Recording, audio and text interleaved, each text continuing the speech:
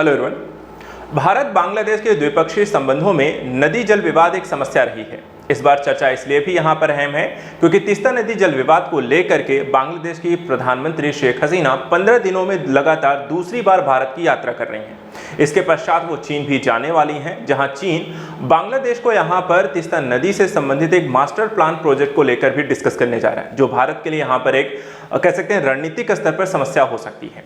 भारत और बांग्लादेश के मध्य तीस्ता नदी को लेकर के जो समझौता हुआ है उसको यहाँ पर बदलने, पानी के यहाँ पर कह सकते हैं एलोकेशन को लेकर भी यहाँ पर विवाद है। आज हम यहाँ पर इसी मुद्दे को समझने का प्रयास करेंगे। भारत बांग्लादेश के द्विपक्षीय संबंधों में तीस्ता नदी जल विवाद की स्थिति क्या है, ये लगातार चर्चा का विषय क्यों रहता है, इसमें नदी जल बंटवारा यहाँ पर अब तक क्यों नहीं किया गया है और इससे जुड़े कई अहम पहलू, साथ ही यहाँ पर चीन की भूमिका इसमें क्या हो सकती है, चीन के कारण भारत को किस तरीके की समस्या हो सकती है, उस मुद्दे को भी समझते हैं। सबसे पहले अगर हम यहाँ पर देखें,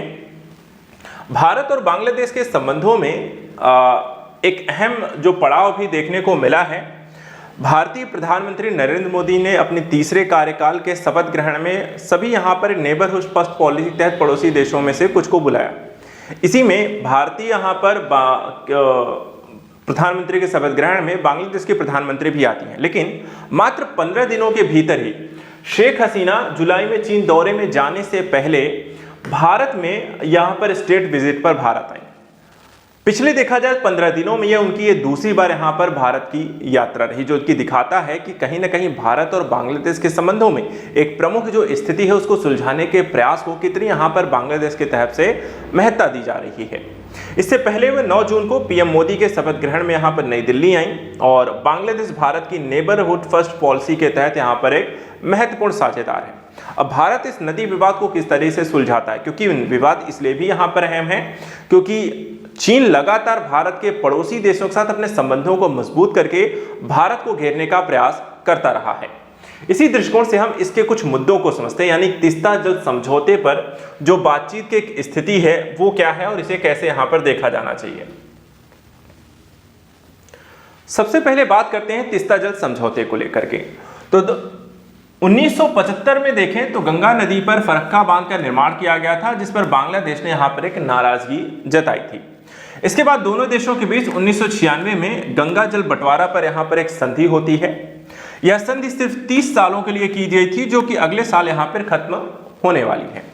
इसके अलावा बांग्लादेश भारत से यहां पे तीस्ता मास्टर प्लान को लेकर भी यहां पर बातचीत कर रहा है और इस मास्टर प्लान को फिर से यहां पर डिस्कस किया जाएगा कि किस तरीके से इसमें जल के बंटवारे को लेकर के आगे की कार्रवाई की जानी चाहिए।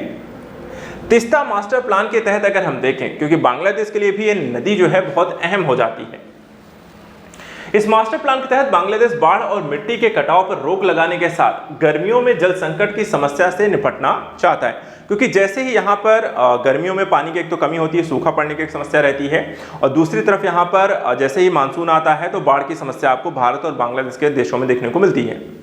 बांग्लादेश जो है तीस्ता पर एक विशाल बैराज का यहाँ पर निर्माण करके इसके पानी को एक सीमित इलाके में यहाँ पर कैद करना चाहता है, और इस प्रोजेक्ट के लिए चीन जो है बांग्लादेश को करीब $1 अरब की रकम यहाँ पे सस्ते कह सकते हैं कर्ज पर देने को तैयार हो गया है, और यही यहाँ पर समस्या बन रही है। विशेषज्ञों का कहना है कि चीन लंबे समय से तीस्ता मास्टर प्लान के लिए बांग्लादेश कर्ज देने की कोशिश कर रहा है, मगर भारत की नाराजगी की वजह से वे डील यहाँ पर नहीं हो पाई है। उम्मीद जताई जा रही है कि शेख हसीना इस दौरे पे कोई रास्ता यहाँ पे तलाशने की कोशिश करेंगी, ताकि एक तरीके से यहाँ पे चीन इसमें प्रवेश भी न करे, भारत बांग्लादेश के मध्य यहाँ पे तीस्ता नदी के बंटवारे को भी हल किया जा सके और बांग्लादेश की समस्या को भी यहाँ पर सॉल्व किया जा सके। अब आइए समझते हैं कि यहाँ पे लंबे समय तक इसको लेकर के कोई कार्रवाई या अभी तक यहाँ पर कोई विवाद का समाधान किस तरीके से नहीं किया गया है, और लगातार इस पर बातचीत करने की कोशिश तो की जाती है, लेकिन समाधान क्यों नहीं निकलता है।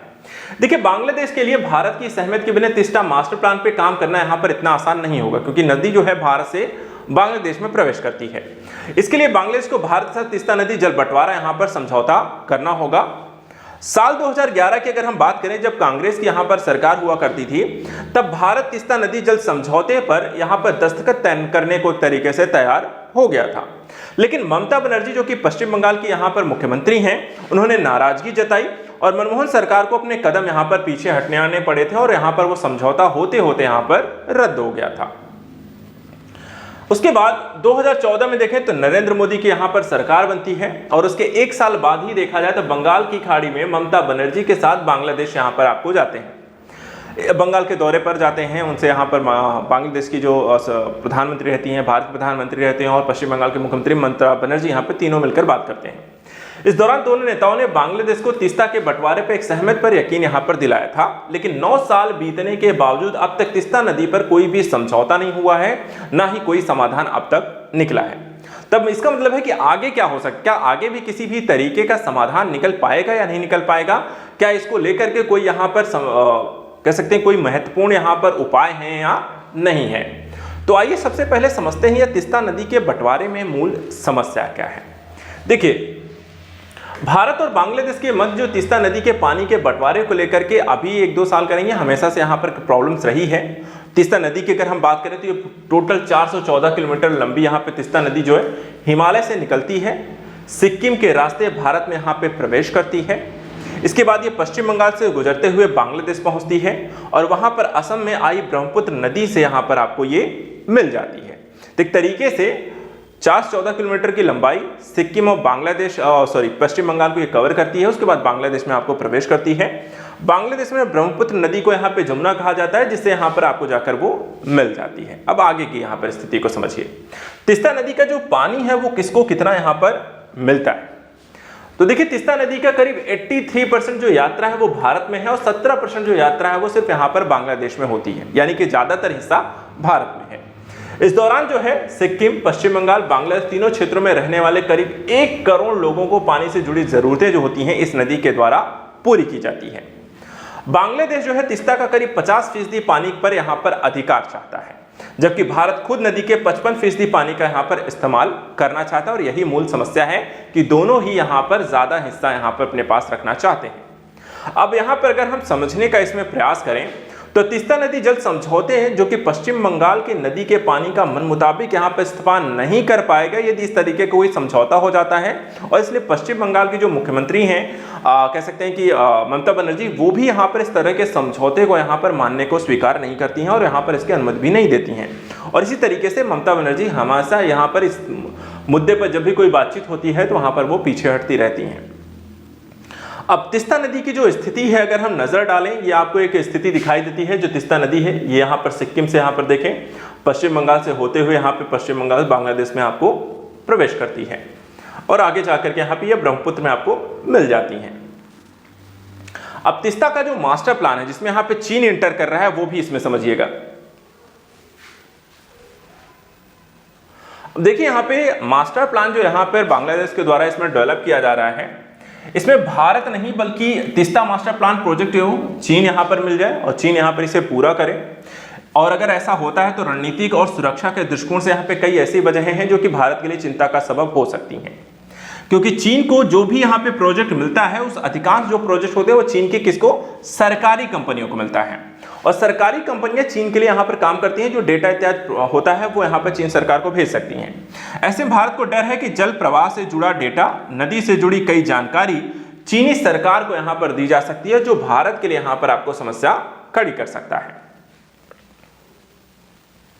अब इसके साथ ही यदि चीन को यहाँ पर तीस्ता में ये शामिल कर लेते हैं इस प्रोजेक्ट, या मान लीजिए अगर चीन को मिल जाता है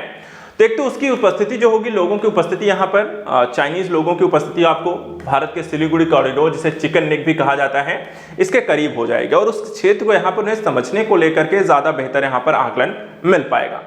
सिलीगुड़ी कॉरिडोर के पास भारत तिब्बत भूटान का ट्राई जंक्शन भी है, जो कि यहाँ पर कुछ समय पहले यहाँ पर एक झड़प आपको भारत और चीनी सेनाओं के मध्य देखने को मिली थी।